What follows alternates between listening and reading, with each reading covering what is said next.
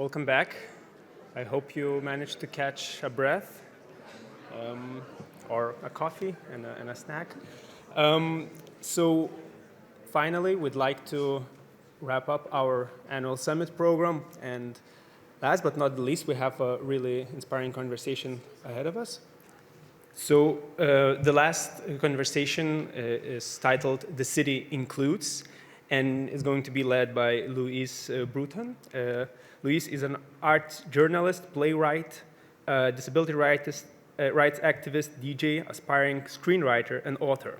Her writing has appeared in the Irish Times, the Irish Independent, the Business Post, the Sunday Times, Vogue Online, and Lonely Planet. With thanks to the Arts of Council, Louise is currently working on a non-fiction book.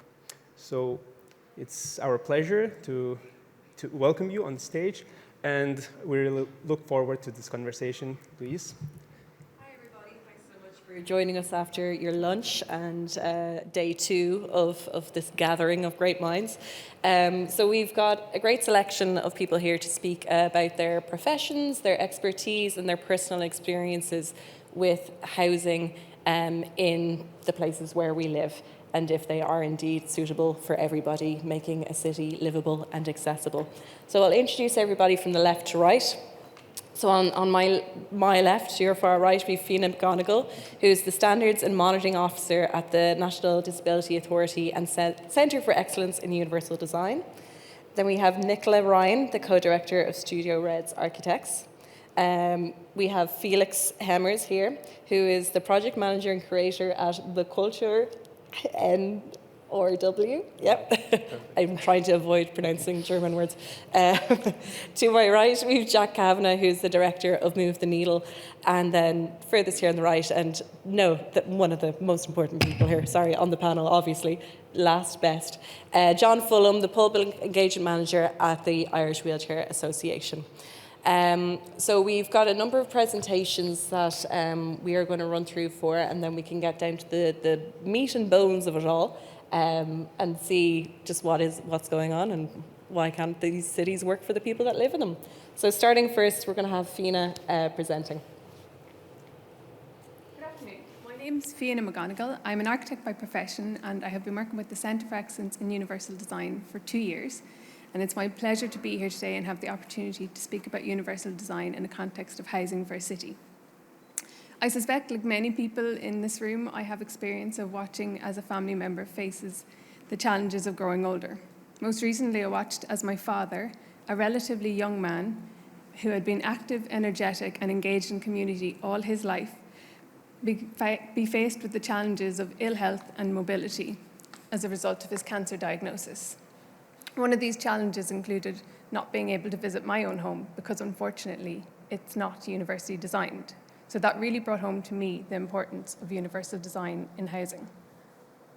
For those of you who don't know who we are the Centre for Excellence in Universal Design, part of the National Disability Authority, established under the Disability Act 2005. We are unique in that we are the only statutory centre for universal design in the world, and we have a remit to promote universal design across 3 areas: ICT, products and services, and of course, the built environment. Setting our work on universal design and housing in a global context, I guess, first and foremost, it's about sustainability. We know that one of the promises of Agenda 2030 for Sustainable Development is leave no one behind, and I think that fits quite nicely into today's theme. On screen, I am showing the Sustainable Development Goal number 11, make cities and human settlements inclusive, safe, resilient, and sustainable. And the key element of this, of course, is housing.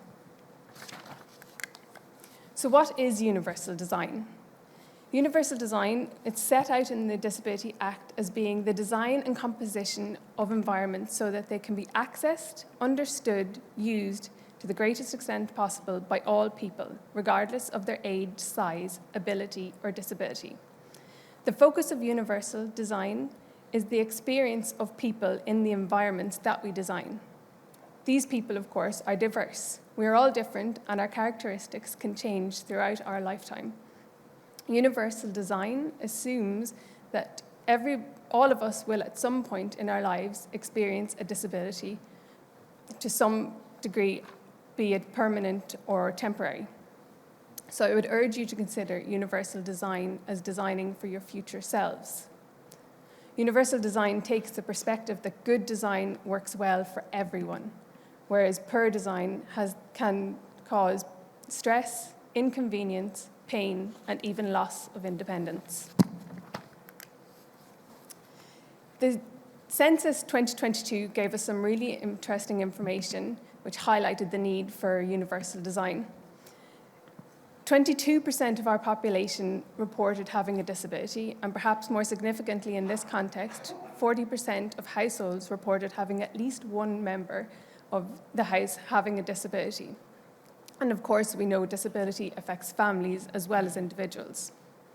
It's important also to understand the link between disability and ageing. We know from statistics that the prevalence of disability increases with ageing, so we can confidently say that with ageing comes disability. As such, we must be cognizant of our ageing population, and I'd just like to thank Age Friendly Ireland for this graphic.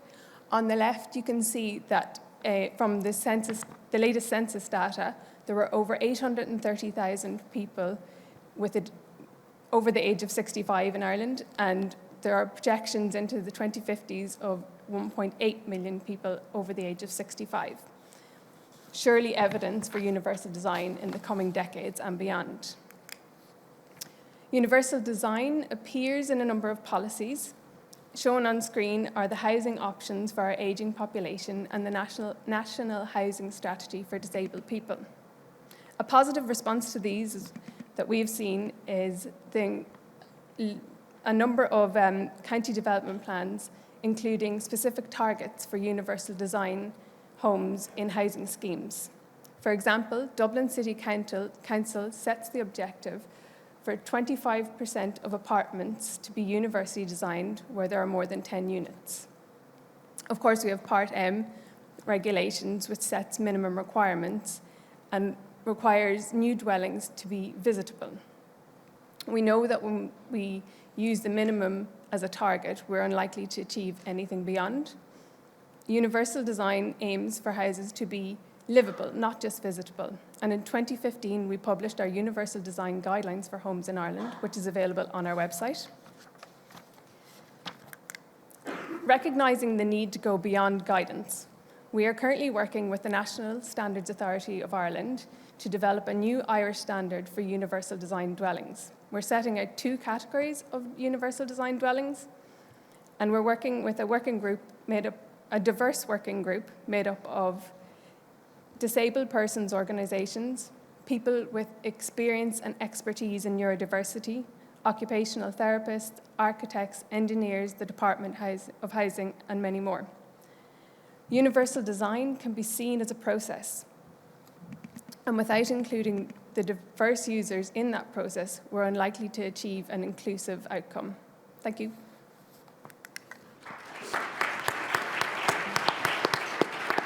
Thanks so much, Fíonnadh. Now we have Nicola, who's going to present a little bit about her work and her background. There we go. Hi, everybody. My name is Nicola Ryan, and I'm director at Studio Red Architects. I'm also a Grade 2 conservation architect. I'm chair of the Universal Design Task Force in the RIAI. And I'm really pleased to be here to speak about this very important topic. At the heart of what we do at Studio Red Architects is to understand that architecture is about making spaces to improve lives, and that really has to be at the nub of everything that we do. We also fully understand that universal design homes benefit everyone. So if we design for the greatest need, we're going to benefit everybody who uses that space. So why do we need UD homes? And I think Fíonnadh touched on this as well. The latest CSO figures indicate that over a quarter of Irish households have at least one person with a disability or disabled person living in them. And most disabilities are acquired during our lifetime. So really what we need to do is design for our future selves. And I suppose really we feel in our office that the most minor decisions can have really big impact when it comes to built environment. The other important thing, I think, for architects and for planners and designers and engineers and policymakers to remember is that when we include through our built environment, we are enabling societal change. And that's a really big responsibility for all of those people in those roles. So I'm just going to run through, hopefully as quickly as I can, because I'm trying not to blather on too much, 3 universal design housing examples that we have in our office. Okay, 2 of them are built and 1 of them is on the drawing board, quite literally. The first one is Chapel Izzard co-housing project. This is actually where myself and my business partner Grania live. We thought we didn't spend enough time together in the office so that we'd build houses beside each other and we could look at each other all day and all night long. Myself and my husband have 3 children. Our oldest son has a disability. We found that we were living in a standard semi-D 3-bed house, perfectly nice area and everything else. We've been renting it for years and years. We found it to be utterly unsuitable for our son's needs. And we knew that whatever we did end up buying would need a considerable amount of adaptation to take place in order to suit our family needs. We'd pretty much given up on the search of trying to find a house because prices were just creeping. And then I decided to do one last search on My Home Commercial, and we came across 600 square metres of asbestos in Chapel Izzard and thought that's the one for us. Myself and Grania teamed up to buy the site together, and in doing that, actually, we were able to create our own suitable living space. So I'll run through there. You can see the site there on the image on the right-hand side. It shows that the site is a backland site, so we are knitting into the existing village of Chapel Izzard, which is west of the city. The site backs onto the Phoenix Park, which is a beautiful, verdant area to be looking out onto. There are challenges with the site around access, and again, there was that big pile of asbestos to deal with, but architects love a challenge. So, really important part of developing our own home was to look at the brief. What did we need our house to do for us? There's an image of my family there, the group photo of people, a menagerie of pets, and my middle child mid-air, and it is definitely the stillest the family have ever been. It's the only blurry photograph I have of all of us together. And on the right-hand side of the screen is our very beloved Tommy. He's an amazing head of curls. He also has an extremely rare syndrome, and that involves diagnoses of autism, epilepsy, gait issues, sleep disorder, behavioural challenges, and the list is very long. And Tommy is genuinely the bravest guy you could ever meet, and it's a pure privilege to be his mum. So when we looked at the site, it, as I mentioned before, it backs onto the Phoenix Park. That's kind of to north-northeast. We've got nice southwest orientation to the front, and we were able to divide the plot into 3 strips. They're quite long and narrow, and then that was a challenge in itself to make sure that the spaces are well lit and have views to nature. So our house is on the right-hand side, and through a series of what I feel are quite simple measures, we've been able to design this space to work really well around Tommy's needs and the needs of all of our family. And as Fíonnadh mentioned before, a disability affects not just the person, but the people around them as well. So Tommy is hyperkinetic, or he moves a lot, so he really needs space to do that. You'll see kind of a long arrow stretching down the centre of the floor plan, and that's Tommy's space to move. It's away from kitchen workspaces. He's got plenty of room to roam around. We've got a courtyard to the side, to the east. That's Tommy's external space that he can break out into. There is a transition into the house that you come through that courtyard under. We start breaking down the scale by introducing a soffit, so there's a sense of kind of transition from the outside world into the house. And for somebody with autism, that's really important. Always in any of the jobs, particularly private residential jobs that we do, we would encourage people to have a multifunctional space at ground floor. So you'll see that space to the top of the floor plan, which is a den/bedroom space. This became really important for Tommy when he had a double leg operation, ended up in an incredibly cumbersome long wheelchair, but he was able to sleep downstairs. Everything is flush threshold, and we have an adjacent shower room. So this is the approach into the house. It's a sensory path. It curves around, so you're gently guided into the house through the courtyard space. You can see the pets enjoying this area as well. As I say, universal design is for everyone. And through the courtyard, under a soffit, and then into the hallway there. Okay, so a particular measure that we took was around the staircase. Tommy's an avid climber. He moves all the time. He takes quite a lot of risks in what he does during the day.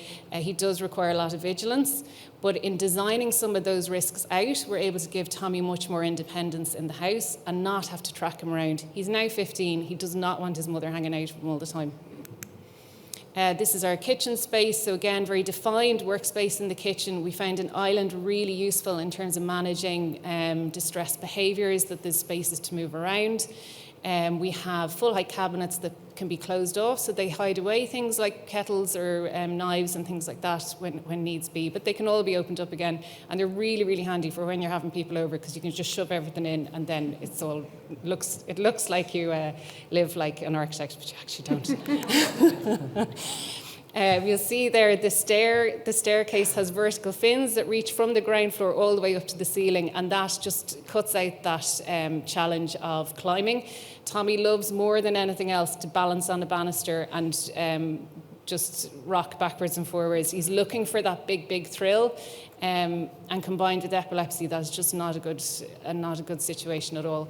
We've been able to include a sensory room at first floor. It magically, this was by pure fluke, looks out and frames this beautiful pine tree to the rear.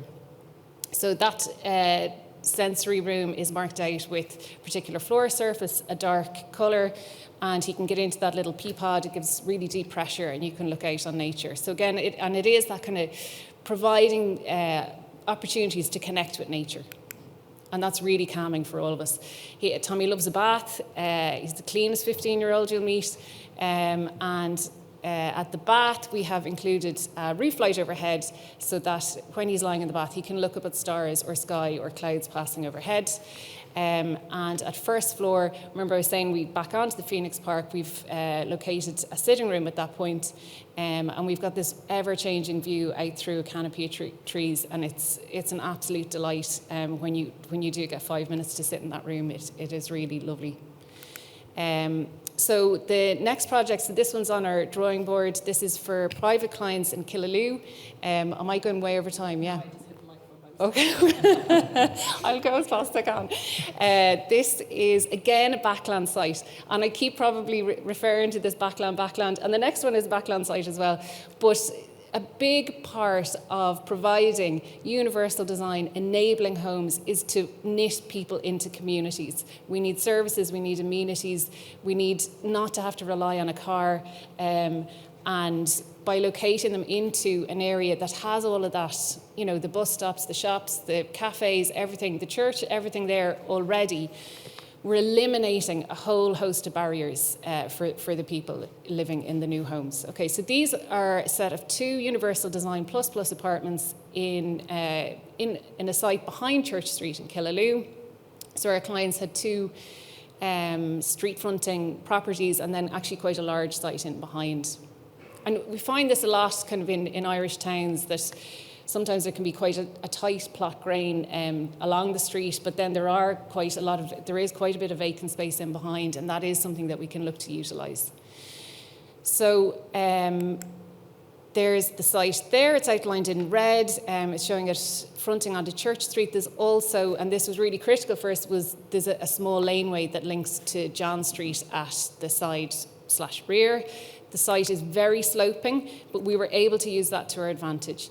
So we have been able to provide a 3-bedroom unit at ground floor with the level access, and then because the site is sloping, with access from John Street and the small laneway, level access again into the first floor apartment, and that's a 2-bed unit.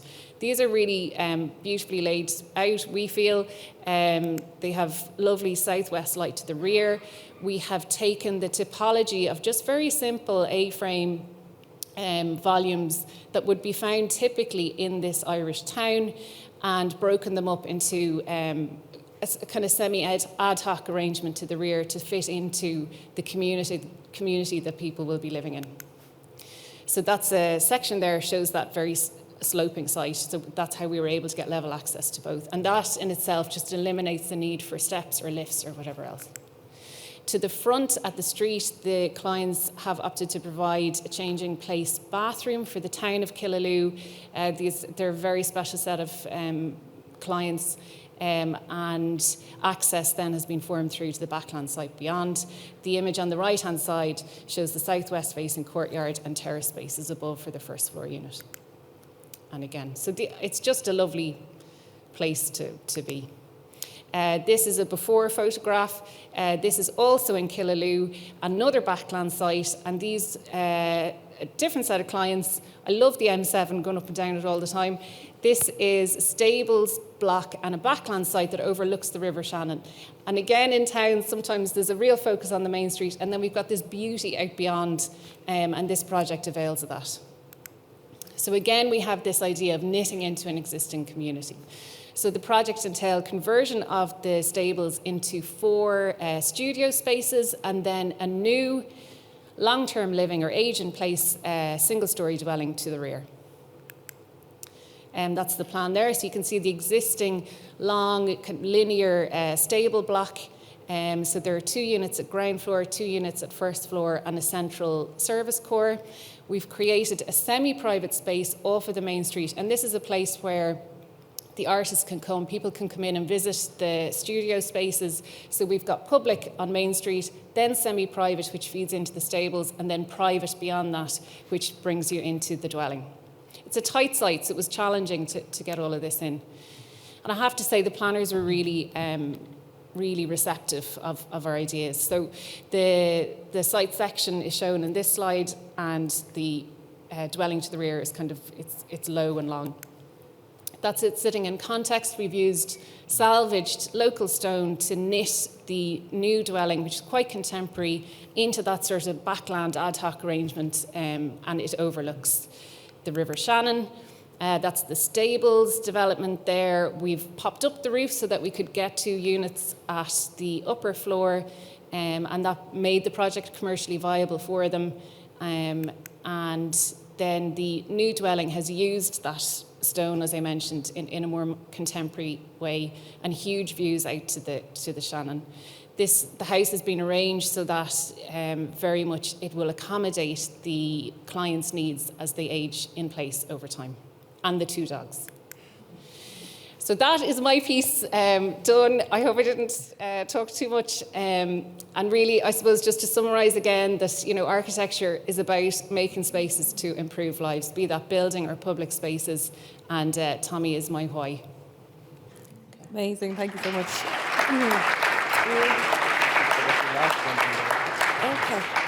Okay. So next we're going to have John presenting. Can you pass that down? Is that okay? Oh, sorry, John. Thank you very much. This is John from the IWA. Okay, thank you, Louise. So I'm here taking the credit for other people's work today. Sorry, I've just managed to hit the microphone. So John Fulham, I work in the advocacy department of Irish Realtor Association. So I'm here representing my colleagues Jean Coleman and Rosaleen Lally, who work on housing and access. So as part of our work in advocacy, that's a key element of what we do. So I suppose today I'd like to start by just with a very brief video, which probably will save me talking, but will actually articulate in far more powerful way the challenges that our members face every day. So I'm hoping it's going to work once I press the button. No, it's not. So I'll try again. Nope. Not going to work. Okay, no problem at all. Now you've made me talk more, and it's very disappointing because the video will really articulate the challenges. It's of a man in his 60s, Glenn, who's acquired his disability. And just to give you a verbal description of the video, Glenn is living in housing in which he has to crawl up the stairs on his hands and knees every night to go to bed. And it's a very visual and visceral description of the challenge that is faced. So that's what our work centres on. Just very briefly there, you'll see a lot of our campaigning and advocacy is around access guidelines, working with the NDA around and our social media, working around thinking ahead, think housing, getting people to plan ahead. There are some people out there, due to the lack of livable housing, who don't even understand the concept that there is going to be somewhere for them to live. Again, think ahead, think accessible. And then our Home Truths campaign, which is one of those videos, which is bringing home the reality of what's faced with people with disabilities. And I focus predominantly on physical disabilities. So it's great to see how universal design can be applied across the whole range of disability types. This is the big issue. There is a lack of wheelchair livable accommodation in Ireland. People with disabilities cannot find anywhere to live. And what do I mean when we talk about visitable? I can go into your house and I can, if I'm lucky enough and the door opens out and my chair is small, I can get in and do a wee. I can have a cup of coffee, but there's absolutely nowhere I can sleep. So there's nowhere I can live. I currently live in an apartment that is not designed. My ensuite bathroom is up one step. And when I went to buy, having spent 20 years in Ireland, in Dublin, with a wheelchair downstairs and a wheelchair upstairs, crawling up and down the stairs myself, lucky enough to be able to do it, it's not something that most people can do. So therein is the primary challenge. So it means I can't go to sleep there. I can't live my life. I can't look after my children. So that's what we're campaigning for. So we're working to see when the NSAI standards do come out, and that UD plus and UD and UD plus standards are there, that they're brought into regulation. And through that, what we mean is that Part M, the building regulations in Ireland, are amended so that the standards are higher, and that then we can then use universal design to create the home that people want, and it can adapt to each person. And that is so important because everybody is different. Universal design is good for everybody. So why is it important? Well, you can talk to Casper here. Casper spent 9 years living in a residential home because there was nowhere for him to live until eventually he got home through social housing. It took 9 years. 9 years. Imagine that.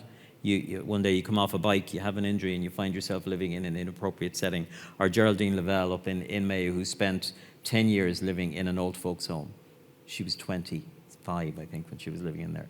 That's not an appropriate place, and that's not in a first world country the standard of something that we have. So the Ombudsman's Wasted Lives report flagged that there was 1,300 people under 65 living in old folks and nursing homes.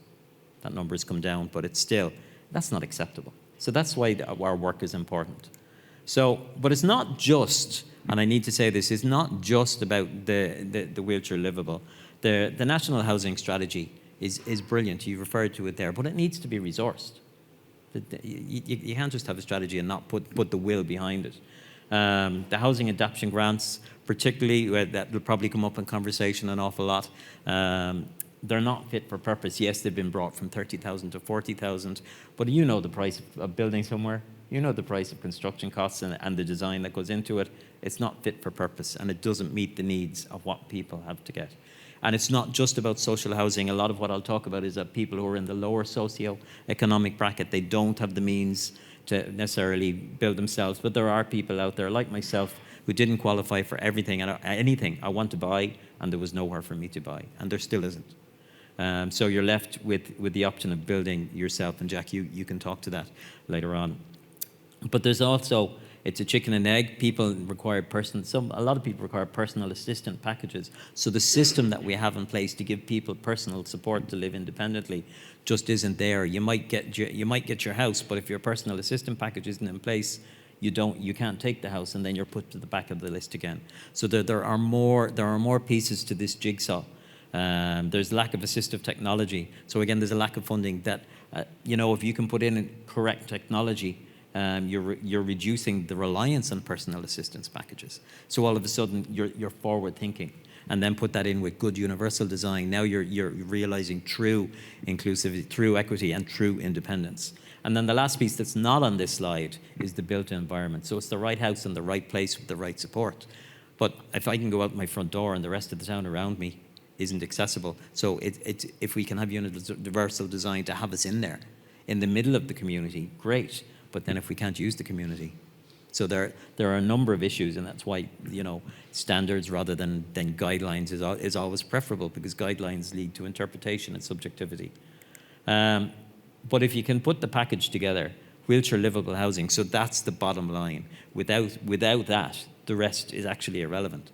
And there's the digital and assistive technology, personal assistant packages, and making the process of applying for housing, of that they ask you to give away your life's details, very, very personal details, and it puts people off. So we talk about waiting lists later on. That's just about what we know. It doesn't count for the people that won't apply because the process is too arduous, and it won't include then the people that won't even consider the possibility that they could live alone and live independently. So because just there's nothing out there, and that's the brutal reality. So that's in a nutshell what the challenge that we face every day. And thank you, and we'll talk through the questions. Oh, you want to go back? Okay. Okay, after all that, I've been told we'll give it one more go. There we go. So I press the green button and we go. Oh, here we go. Okay, thank you.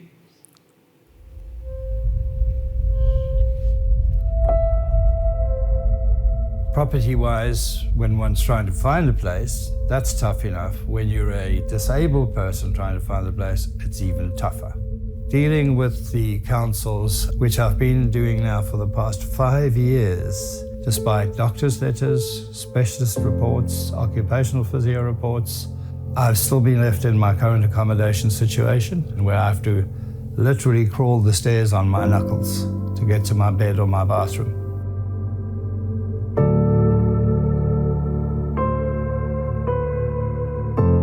So many things that we take for granted. When you go into a wheelchair, you realize that every day is a marathon.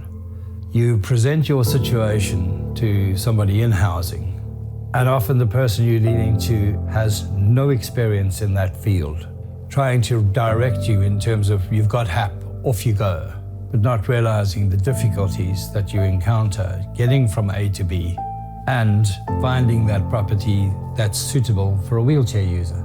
It's as if the gods are testing me down to the last of how much is enough. It's obvious that the pinnacle of this is housing. I need action now.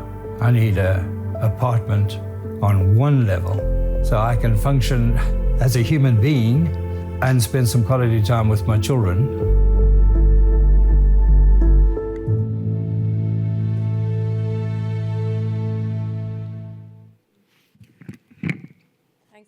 John. Unfortunately, the experience of Glen is something that a lot of wheelchair users, like we were discussing in the green room, the amount of times we've had to climb up flights of stairs because there's just no other choice.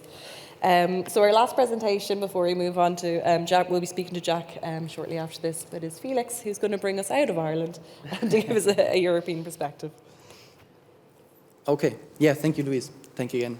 And hi, everyone. Thanks that I can be a part of the summit. I'm very pleased of that.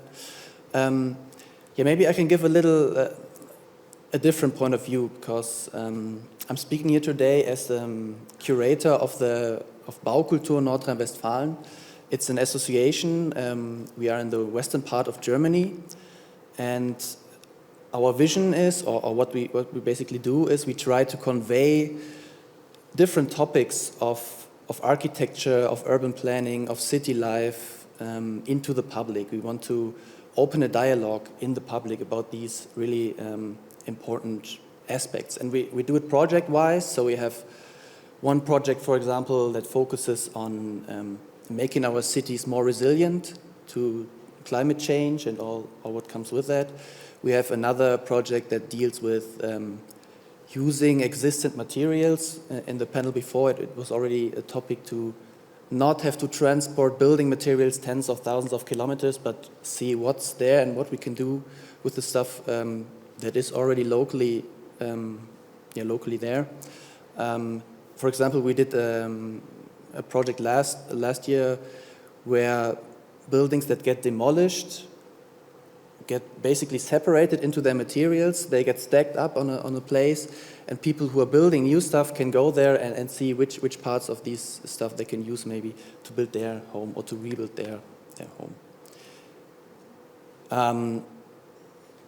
to come to the topic today, accessibility, I want to start maybe with our view, why accessibility is so important. And for Baukultur Nordrhein-Westfalen, it just means that with accessible spaces, it's possible to enable participation for everyone in their personal life, but also in the social and cultural life. And this is something that we focus on as an organization. And we try to not separate so much into living and social life, but we try to see it together, because in Germany we have a huge problem in having enough living space for the population, which is strongly growing. But within this process, what gets forgotten very often is that we need also collaborative spaces, we need community spaces integrated in our housing concepts to see it as one. And especially these places also have to be accessible for everyone, because it's also stated in the UN Charter of the Human Rights that participation in cultural and social life is a basic human right. And so we try to foster that within our projects. We focus on cultural identity through the buildings, the existing buildings and their heritage. So one project, for example, I will come to this in a minute, is we try to save the many church buildings we have in Germany for different usages. This is a quite interesting thing. So, but maybe I will start. We heard a little bit about this in the panel before. We have a huge amount of old industrial buildings in the western part of Germany. It's because of the coal industry, which went down in the 80s and 90s.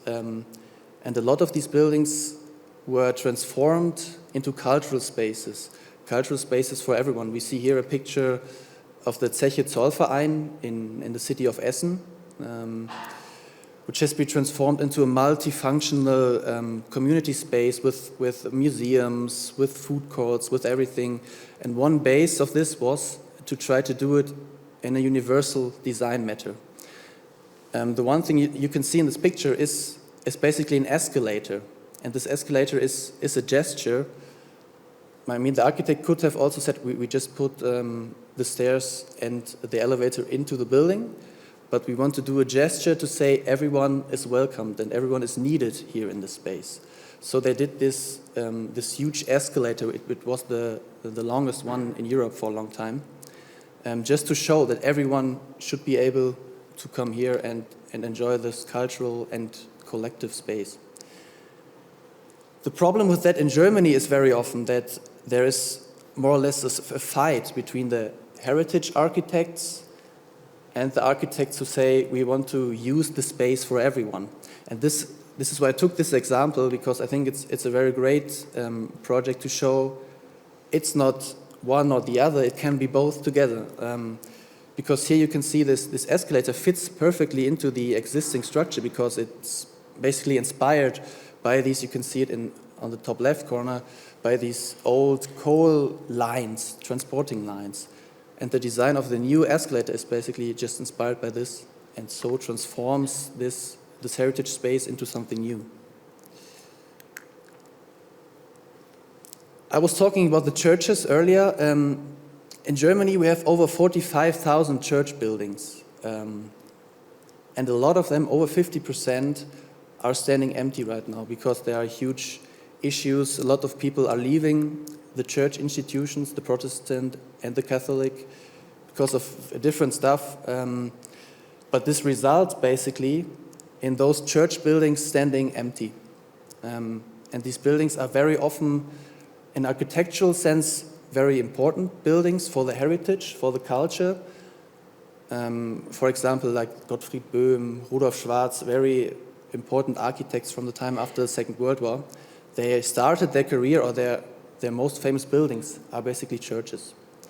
And these churches, they served their communities for a long time. In Germany, they also serve as kindergartens, as youth work. There is libraries inside of them. So these are really social spaces in the neighborhoods.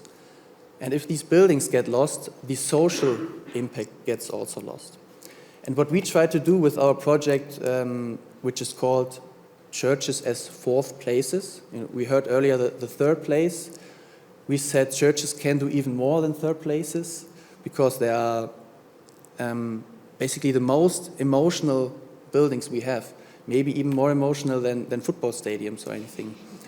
There are so many memories connected to these buildings that people have their children growing up inside there. They have married maybe there. Also, they have lost people inside these churches.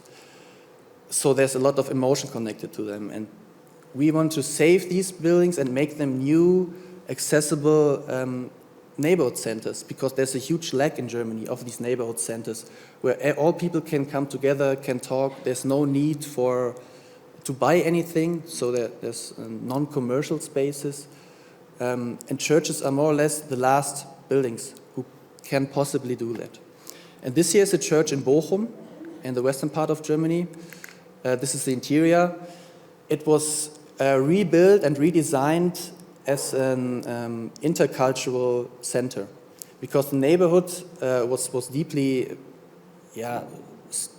struck by the cultural change in the 90s. The coal mine in the neighborhood went down. A lot of people lost their jobs. This led also to kind of diversity, because nowadays there are, I think, over 90 nationalities in this neighborhood, and not many of them are Christian anymore. But what they did is rebuild the space to make it accessible for everyone.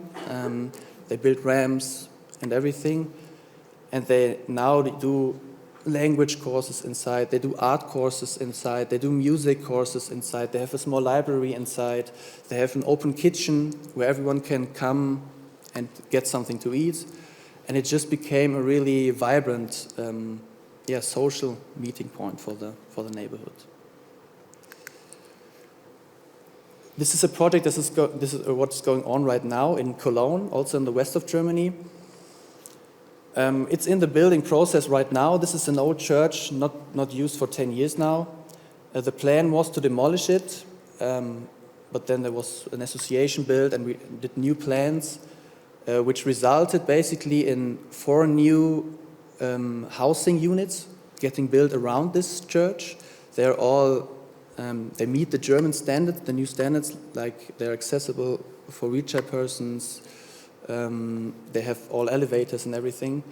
And this church will function as the new social center of this new neighborhood.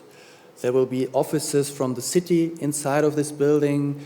There will be, again, a small library. There will be, I think, just a community room for the elderly people who will live there to gather, to meet, to do some games or whatever. And for that, the German government funded this project with almost €1 million to rebuild it in a universal design way so that it can be accessed by everyone, because this neighborhood will be mostly lived from elderly people. We already saw the age pyramid. It's basically the same in Germany, of course. And to end with, this is a project also in Cologne, which has already been done. This is a Gottfried Böhm church also. And around it has been the biggest orphan home in Europe for a long time. There were, I think, 2,000 children living in different buildings all around. And you can see these little bridges. They were connecting this church building with the living spaces so that they don't have to go down the stairs, go on the space, and then go up again. But that's why they did these bridges, to connect these buildings. These orphanage, the orphan children, they had to move out because they needed a smaller space. And what they did is convert the area into housing. And this church functions as a meeting or collective space of this new little neighborhood, which combines the place in front of the church in summer, where there are markets, flea markets, and a cafe and everything. And in winter, you can reach the interior of this building for gatherings, for concerts, and they're all free access, basically. Thank you.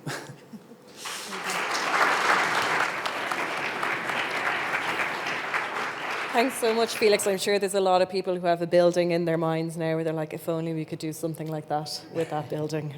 But we can get on to that later on.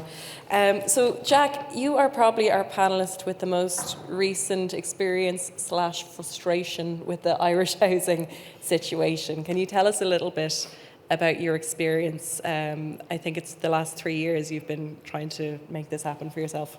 Yeah, so maybe just a little bit of context. As was mentioned earlier, I run a consultancy company called Move the Needle, and I actually sit on the board of the National Disability Authority, which very importantly houses the Centre for Excellence in Universal Design. So I've been exposed to that over the last 6 years or so, and my life is kind of one of a before and an after. I acquired a spinal cord injury when I was 20 years old, so I often think I'm privileged in a way that I've got a view of the world at 6'1", 6'2" if my dad's asking, and at 4 foot something. I have the perspective of the freedom of access, that unknown privilege, I suppose, of navigating the world on my own 2 feet, and the challenges then that come, and the previously unseen barriers to access that are very much present in my day-to-day now, navigating the world on wheels. And understandably, it was quite a jarring experience. And one of the things that was most jarring was the expectations for the quality of a life that one could live after acquiring a disability, or indeed being born with one. And that was something that was very jarring to me, was, you know, your circumstances are different now, and so the expectations for the life you should live should be somewhere down about here. And I used several expletives in several meetings with consultants very shortly after getting some of those messages. And my journey over the last 12 years since acquiring an injury like I sustained has been one of just repeatedly asking, why not? Why not me? Why not us? Why not now? And how can we, you know? And that's carried me through the last number of years. My background is as a health professional, and so when I look at sort of aging populations and the work being done in universal design, it makes absolute sense from a health perspective. We are all aging. We will age. It's one of the surest things. At the moment, roughly between a fifth and a quarter of the population have some form of disability. We're a very welcoming bunch. You can join us tomorrow if you like.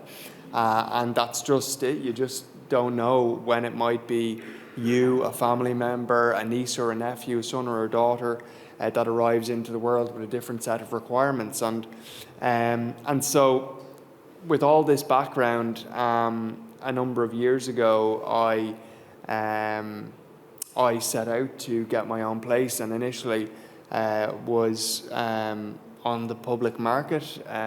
I've been employed since leaving college, and so I was on the public market bidding, and got very close on several occasions and had it whipped away from under my nose, and decided ultimately that maybe the better option is to try and to build. And in many ways I was fortunate that I was in an economic position to do that, or to even consider doing that, which is a privileged starting point.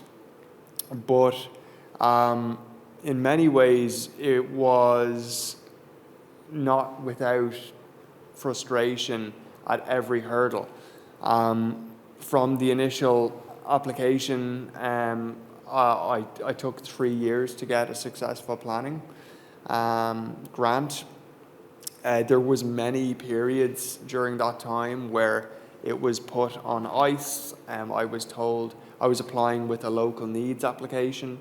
I was told I had as good of a case for local needs as I could possibly have, but still no. With very little reasoning.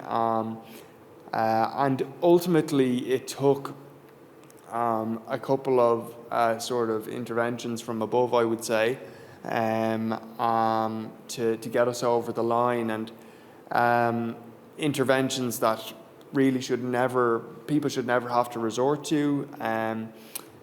But along that journey, I did also look locally at what else had come up in the time since my initial foray into the local market, and there was one of the things that became the lever that I pulled was there was a housing development with 940 houses given permission just outside of where I live in Dunshaughlin, and in that development there was 4 bungalows built, all of which immediately went to the council, which I have no problem with at all if there is other accommodation within a development like that that is available to purchase on the private market, that is not just visitable, as has come up, but is livable. And so I met with the developers, and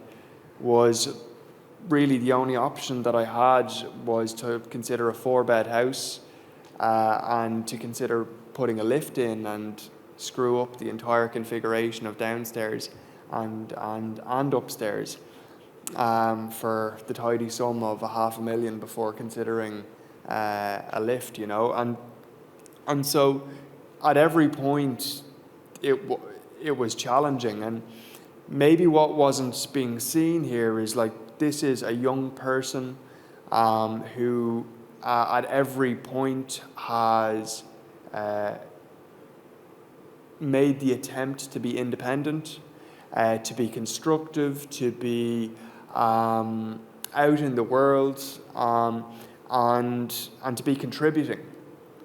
And I found it very jarring that on a professional level I was engaged in many constructive projects, and yet on a personal level it felt like the doors were being closed repeatedly, and there was just sort of mountains to climb at every step. So look, I am on the happy end of this story, in that I did get a successful planning application through. I could infuriate you with some of the details and things that had to happen in order for that to go through. I'm at tender stage, if you know any good builders. The reality is, though, that for so many people of a similar age to myself, there's a generational thing, full stop, for people my age. But if you have a disability, the expectation is that you grow through your adult years in your family home, if that's even possible. It's a postponement of adulthood. It is a lack of recognition of capacity.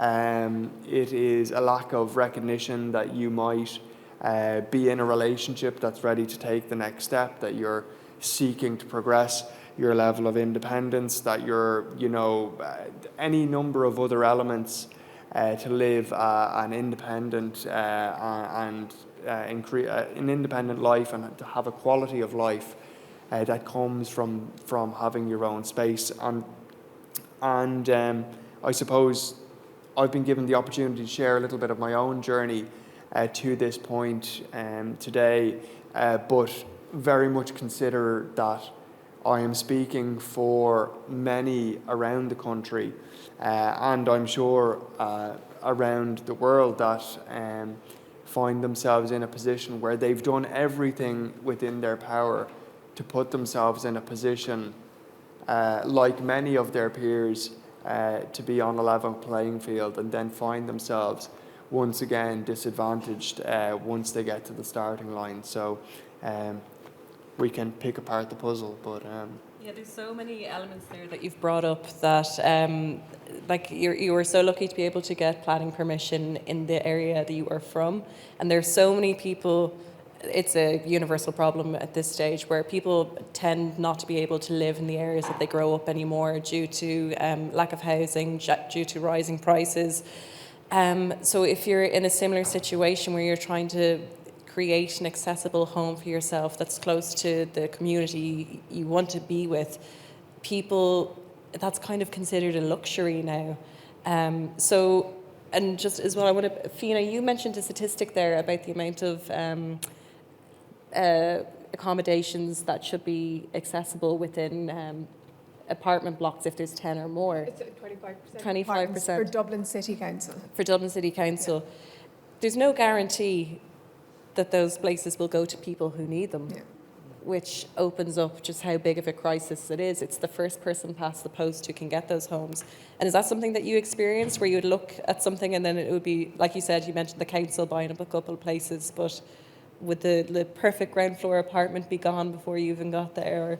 Absolutely, and I think that I suppose I'm difficult to anger. It's difficult to anger me, but something that really got under my skin was I was about 2 years into the process, and one day I got a phone call from the HSE, and it was mid-morning on a Thursday, let's say, and I got this phone call. The HSE is our health service executive, and the lady on the other end of the phone said, "Is this Jack?" "It is Jack, yeah. Are you around for a chat?" And I said, I have a work call in 5 minutes, but I can give you 5 minutes." "Oh, a work call. So how are you getting on?" And I said, "That's quite a broad question." I said, "It's been about 5 years since my last call with the HSE. Is there anything specific you'd like to know?" And after a bit of faffing around, it turned out she said, "And are you on the housing list?" And I said, "Look, I actually don't think I can qualify. I've been in employment and then self-employed since I left college about 5 years ago." "Oh, you went to college?" And that's at the heart of it. Brought me back to the low expectations of the quality of life someone should have with a disability. And I think challenging that is so important. And the conversation that followed, and I said, just out of curiosity, for someone of my circumstances, if I did qualify, roughly how long would I be waiting on the list? And they said, "Well, given your level of injury and so on, it's quite likely you would be in the high priority category, and it's likely 6 to 12 months. And for me, that was just such a kick in the teeth. I want to be out and contributing and engaged in the world and living in that way.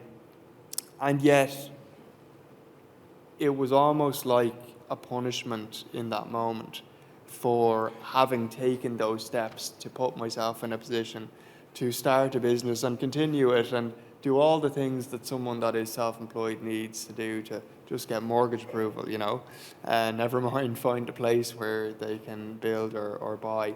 And so when you say are the ground floor apartments and the places that might be livable snapped up, you're competing against the public market. It is a challenge, but more than that, I think taking opportunities like this to challenge maybe ill-informed belief systems and to reset the bar for the quality of life and the standard of life that people should and can aspire to is very important. Yeah, the fact that it seems people have to rush to get the home that's right for them We should never have to police who gets to buy a house. There should be enough houses for people and whatever their needs are. And John, I know the Irish Wheelchair Association released this statistic in 2022 that there are over 5,000 people with disabilities waiting for social housing. Could you tell us about the reality of that figure? Because that's just the people who've registered for the housing.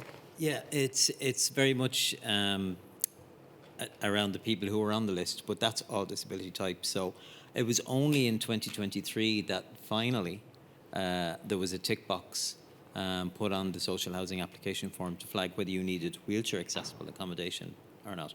So before that, local councils had no idea what the demand is and what the waiting list is. And I'm not aware, as of today, of any retrospective work that's been done to flag that. But what you're also, as I mentioned earlier on, you're also looking at the process of even applying for that social housing if you're not in a position to buy yourself is so arduous. They ask you what you had for breakfast. They ask you what colour your pee was. It literally, I know that's the second time I've mentioned pee. I'm not obsessed with it, but it is the nth level of detail that they go to is degrading, and that actually has put a huge amount of people off.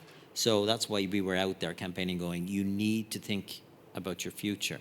You need to think about where your parents aren't always going to be here if you live at home, or for the people who are in residential settings, in appropriate settings, where are you going to be? Where are you going to go? So it doesn't reflect that reality. It doesn't reflect the people who know that there's no stock out there. So they just don't bother applying. So I think the number, if you actually went out there, would be much, much higher. But it comes back down to, and maybe that mindset of lack of expectation of what people with disabilities could actually achieve, their quality of life. It's a societal lack of expectation. And maybe that's what's fed into the lack of livable housing, because that expectation wasn't there. But I think there's also the definition of what accessible is. And that goes back to the visitable versus livable. So it's hard to expand on that figure because the data is not there. And typically, in a good Irish fashion, we don't even in the census ask whether you're a wheelchair user or not, and they're not going to by the looks of it. So it's very hard to plan and create policies when you don't even know the information that you're looking for. Yeah, the difference in disability, I know I spoke to you all about this on a call before, where I used to be a crutches user. I was a crutches user for my whole life. So the house where I lived was suitable for being on crutches, which meant that everything had to be close. Everything had to be within my arm's reach. But then when I moved to crutches, those small spaces that supported me no longer fitted me. So the changing face of disability on the census form, in that case, that's a mobility issue, and that's it. It doesn't differentiate. So it's something I keep thinking about as everybody contributes is disability is quite a sudden thing, but acceptance is a much longer process. So if you're looking for a home and you haven't really gotten your head around disability, your own disability yet, you might make some kind of rushed decisions, things that won't suit you for the entirety of your life, or as you kind of realise, actually, I don't want to struggle day to day, I want to have an easier life. And kind of what I'd like to ask you, Fíonnadh, just with universal design, why is there such a resistance to it when it's so beneficial? Well, I think we're kind of seeing that there's more of an understanding and kind of uptake of universal design between clients and designers. But it really, like, the first step is just a change of mindset. When people understand that if you're designing for people, you're designing for the range of human need, and that includes aging and disability. And whenever there is that mindset there isn't the resistance. So I think it's just like, changing mindsets. There's also kind of the question of cost, but we see is, if you implement universal design from the early stages in a build, that the additional cost is quite limited, and it's much more cost effective than doing wasteful retrofits later on. So. Yeah, like Nicola, I was so surprised by seeing the layout of your house and how probably nothing in the Part M building regulations would have offered you any guidance whatsoever. Did you have to do this all completely by yourself? Sorry, microphone. So, look, I think my family has been really fortunate in that I know what design can do, what really good universal design can do. And when you've designed a space that will accommodate people's needs, it's enabling and it promotes independence and it makes people happier and it helps people connect with each other. And so actually, like our built environment and how designers set about, I would find I would just implore anybody who is an architect or maybe a young architect here today, just even before your pen hits the paper, just think about, I have an enormous responsibility. I am going to be responsible for a building that will be there for centuries, let's say, and it needs to accommodate the greatest range of people. And in doing that, you're actually building in a really sustainable way. Yeah. So we're hitting two birds with one stone there. So I do feel like it was a great privilege that I understood my son's needs very clearly. I understood our family's needs. I have two little girls as well, and they need to have a happy home and a safe home. And, Tommy has a lot of challenges and we need to support him the best we can. If we have an environment that supports us in supporting him, then he can be his happiest and best self. I felt that there was a lot of crossover between your presentation and Felix's in terms of community was such a big thing, like that Killaloe property, like those clients who are putting in a changing places bathroom. That is such a selfless act. And they are amazing. It's incredible. They're lovely. And the fact that you were mentioning community at the heart of a lot of the buildings that you were working on, just the idea of opening up a place. Can you talk about how that can change how people's lives work when they realise that their surroundings are for them? It changes their life dramatically, I think, because I think humans are social beings. So it's a human need to meet other humans, and this must be made as easy as possible. And I think humans are also creative beings, and this also must be made possible. So I think in creating such spaces, you enable people to meet, to talk together, and to develop ideas together, to be experimental, to talk about important topics of society. I don't know, just to come together, which is, I think, a very important part of a democratic society. And to be part of this democratic society, I think there is the need of really physical spaces for all people to come together, and they should be as close as possible to the living spaces of those people. John mentioned, I believe, the idea that if your house is accessible, but then the surrounding areas aren't, it just doesn't work. And is that something, Jack, that when you, in your search, did you, because I know actually with Chapel Izzard, I would love to live in Chapel Izzard, but it's a hill. I can't live in the hill of Chapel Izzard. So how much did the surrounding areas of the places you were looking, how much did that limit your options? Yeah, look, it would have been great for me to live in the town, but my local needs is a little bit outside the town, and I grew up in the countryside, and so I will be about 750 metres, a kilometre outside the nearest footpath. So I'm in the car or on the bike to get to where I'm going.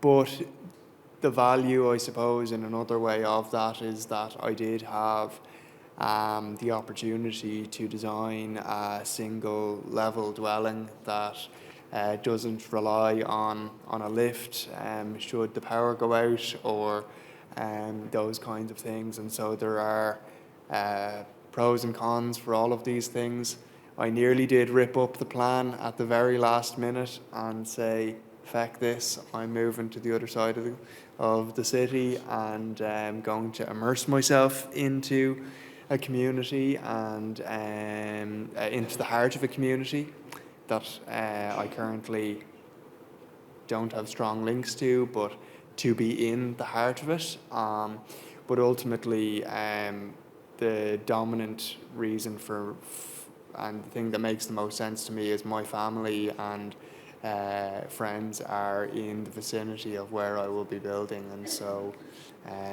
that for me is the essence of my community.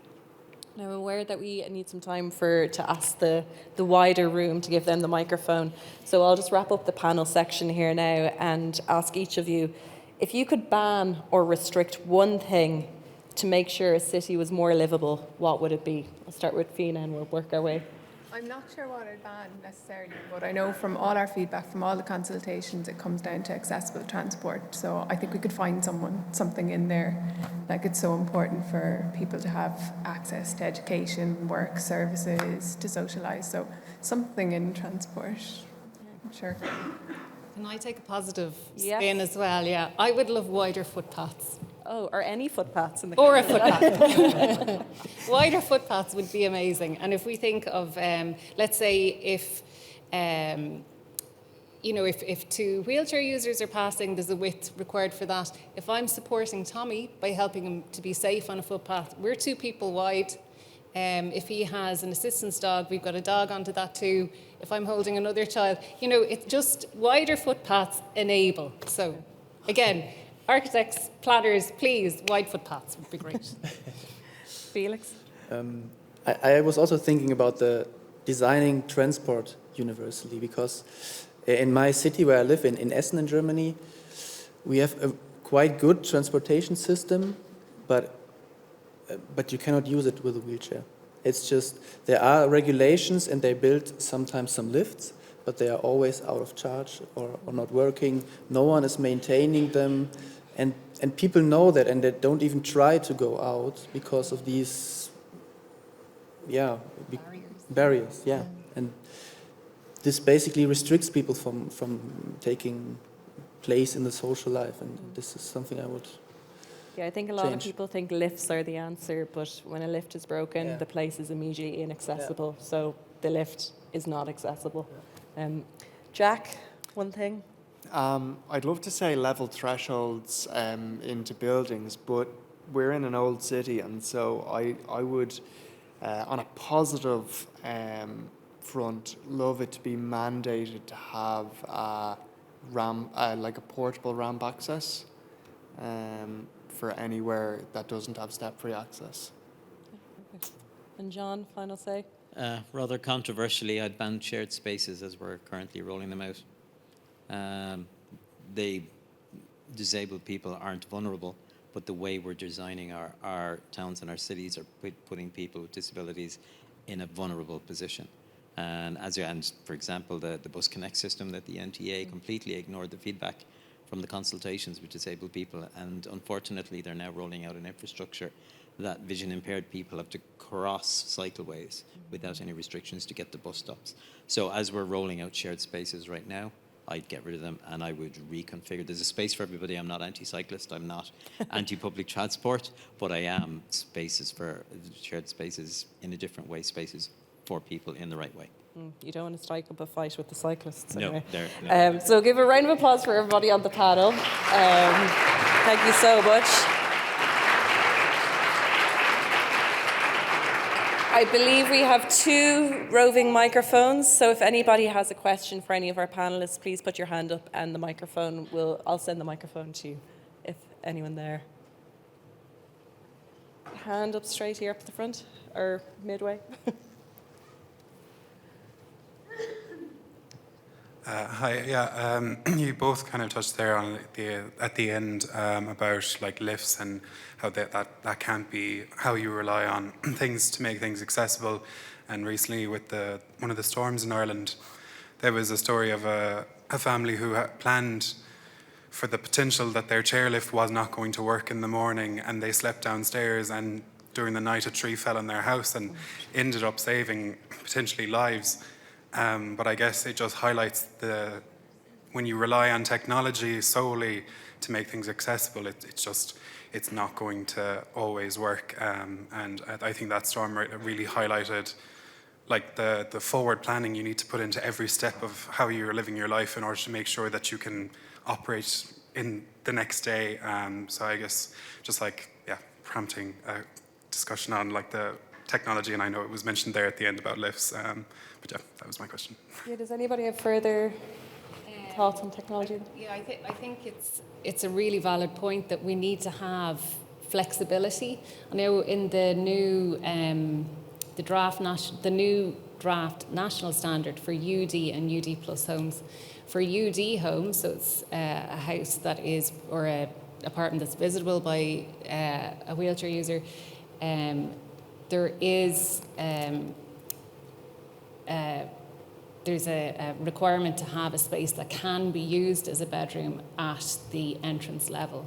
And like I was mentioning on our slides, it's something we'd really promote in terms of building sustainable homes that people can live in for their lifetime, is to have a space that could be used as a bedroom with an adjacent shower room nearby. So an example, like that, where their home is a flexible place to live, that you're not overly dependent on technologies and power. Anybody else? I would say the technology really is the add-on that offers a more efficient way and a more convenient way, a user-friendly way to do things. But the very basics of our design, I would say, has to be, I suppose, cognizant of not having that technology there. I live in an apartment block. I'd love an extra room. One room is all I want, but then I'd have to go to a penthouse apartment, and that means lift, that means power cuts, that means fire situations. It's never going to happen. So I think the technology is great, but it's not the be-all and end-all. It's an add-on, but the basic has to be good, functional design. And the living experience with relying on lifts is, if that lift is broken, it's usually broken for about 3 months. Yeah. Like I know which shops to avoid because their lift has just never been worked. And those platform lifts, useless. Don't even look at them. Does anybody else have a question? Oh yeah, very front row here.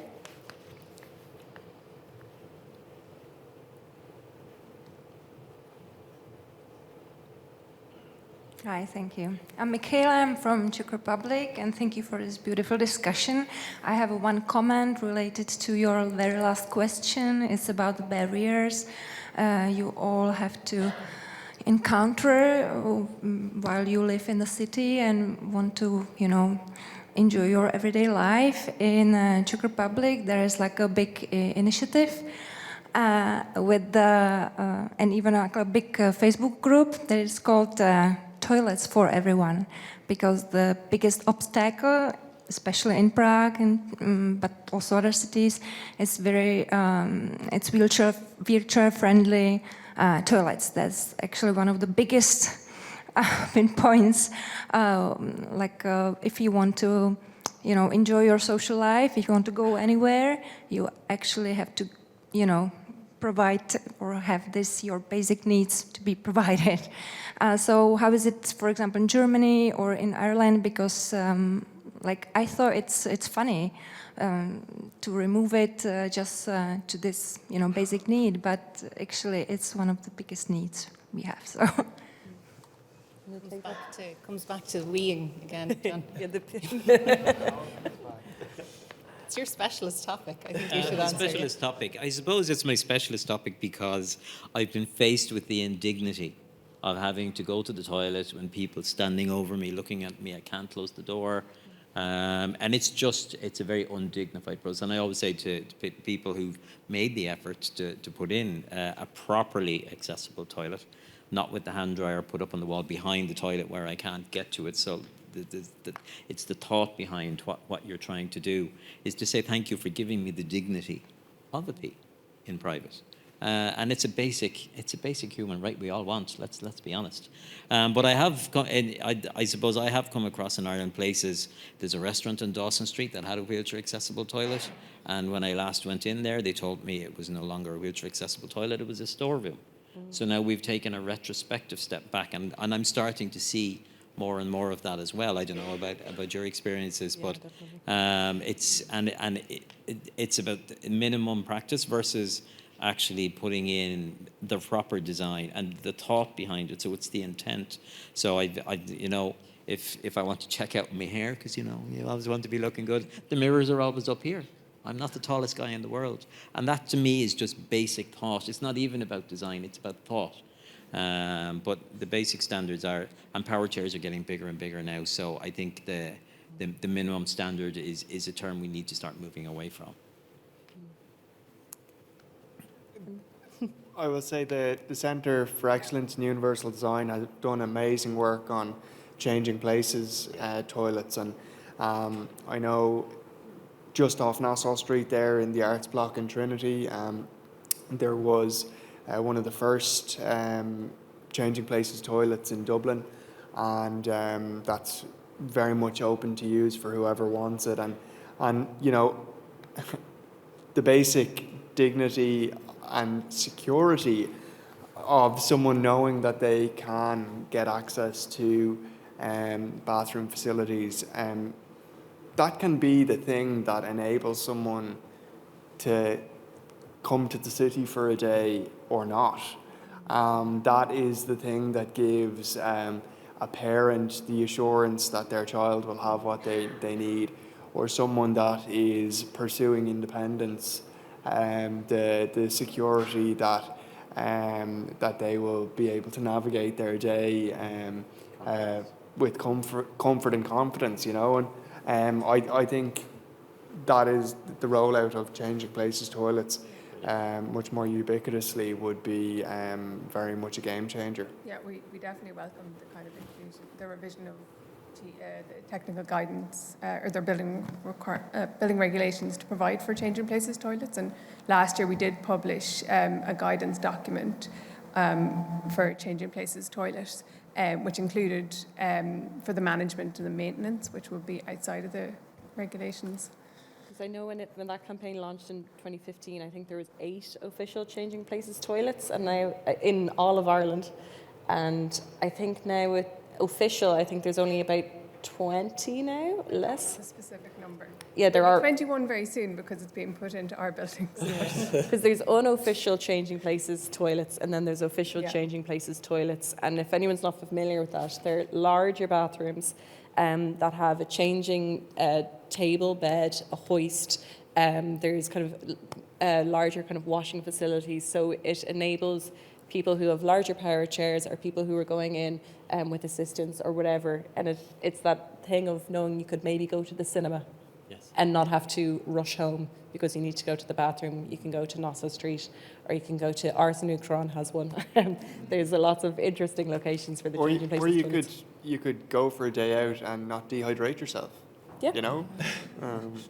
These are the kinds of things that go on, Yeah, just time yourself and see how long it is before you need to pee, and then don't let yourself pee for 12 hours and you'll see what that's like.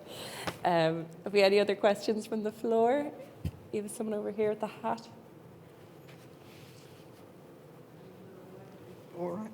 In listening to the conversation, I get the sensation that there's a lot of people getting left out of the circle.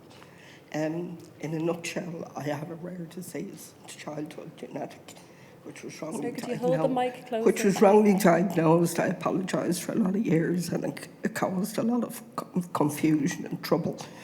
And I ended up as a single parent with a young child having to approach Dublin City Council for accommodation. And I have ended up living in a beautiful Georgian house, which is owned by Pembroke Estate, in a basement.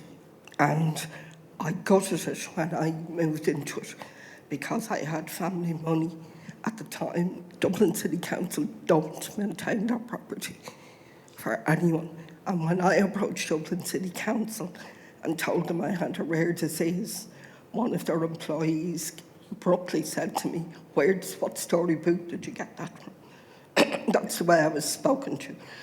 Years later, when my child got older then and I got ill again with cancer, I approached the council to take the bat out because my disease is like Parkinson's. It's under control. And I asked them to take the bat out because I fell out of it. And I had cancer. I was facing major surgery. And a guy came into the house. This is just an example. And he stood in the bathroom and said to me, "We can't touch any of this because you built it." So I was left sitting there facing major surgery where I couldn't even get into the bath. I did eventually go to the bathroom. But what people don't realise is when Dublin City Council get allocated property to developers, I've gone through the realms of this with a brother that has the same disease. When they get allocated percentage of accommodation within developments, developers don't use universal for the percentage that they're building in any of the apartments they hand over. So Dublin City Council then have to waste the taxpayers' money gutting them in order to then allow them to be allocated to someone that's on the list probably years or in a nursing home. Dublin City Council are not what people think they are. They're slum landlords. No, I think, again, it needs to come down to a changing of mindsets. They need to understand. It's not just about housing. I qualified as a mature student in UCD with a master's in computer science, and an employer said to me when I went looking for work in the tech industry, "I suppose you'll be taking a lot of medication." Now, I didn't get work within that industry. I ended up teaching. But that's what you're up against even in the workplace. It's not just living, it's tackling even daily life. The state here doesn't give a damn about anyone with a disability. Actually, they infringe our rights at a European level. I don't hear many people trotting off to Europe challenging any of it. And I wish I was in a position to do it at the moment. I'm not in a position to do it. There's just too many other battles on a daily basis. Excuse me. Yeah, Thank I think the barriers you're mentioning there's a lack of empathy from a lot of places where we have to ask for help and guidance, and the changing circumstances that you've been facing as well. It's even the way the city is built, there's no proper planning. If you go down to Stephen's Green, the toilets, even the toilets during COVID, I can access them, but can anyone in a wheelchair access them? There's one toilet and it's always broke because it's full of storage stuff, the council told me. That's the way the city's planned, and that's the way it's going to be planned until people start challenging it down in the forecourts, because that's all the state here understands. And the only way you can do that is if you have money.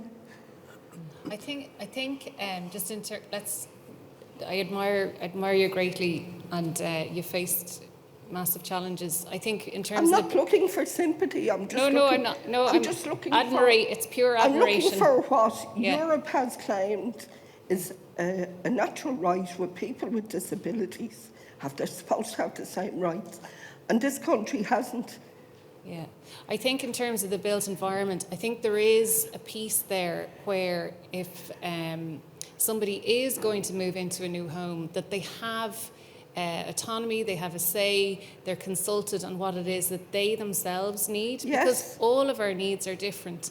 And there is a point, let's say at first fix, when electricians and plumbers are coming in, that there's a consultation piece done with the end user. And this is something that it can happen. It just needs to be organised.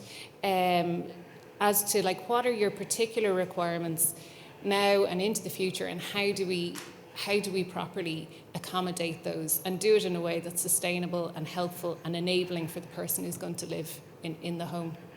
Thanks, Nicola. And if I can just make one more comment in relation to transport. I've watched people struggling. I live near the Dart station in Lansdowne, and people with a wheelchair have to make a phone call or arrange for someone to take out a plank for them to get on and off. That could be easily solved if one carriage was altered and a floor flipped out from an app on a phone.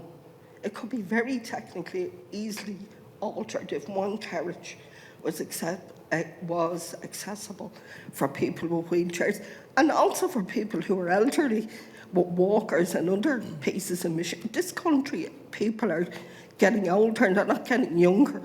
Our population is getting older, and you should be even building with that in mind. I think you've kind of nailed it there, where a lot of these problems, there are fixes, but they're just not being done, or there's been so much work done that to do the fix, it's too much. Unfortunately, we are at the end of this panel, and it's been very enlightening, it's been very illuminating, and I loathe to use the word inspiring, but it has been inspiring. So I'd like to give a round of applause again for Fíonnadh, Nicola, Felix, Jack and John for their time.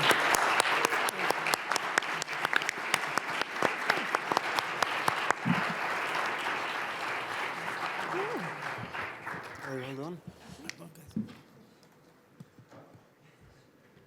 I would like to also use an opportunity and thank you all for a very down-to-earth and very touching conversation.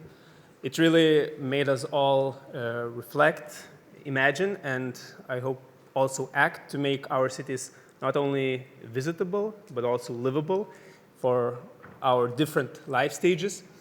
And just to further continue the thanks for this whole summit, I'm really also thankful for the whole Irish Architecture Foundation team, as well as Open House Essen and Open House Brno teams who were co-organizers of this summit, and Open House Europe team. And lastly, for all of you who listened and stayed with us until the very end. So thanks, and a round of applause for yourself, as well as for all speakers who contributed.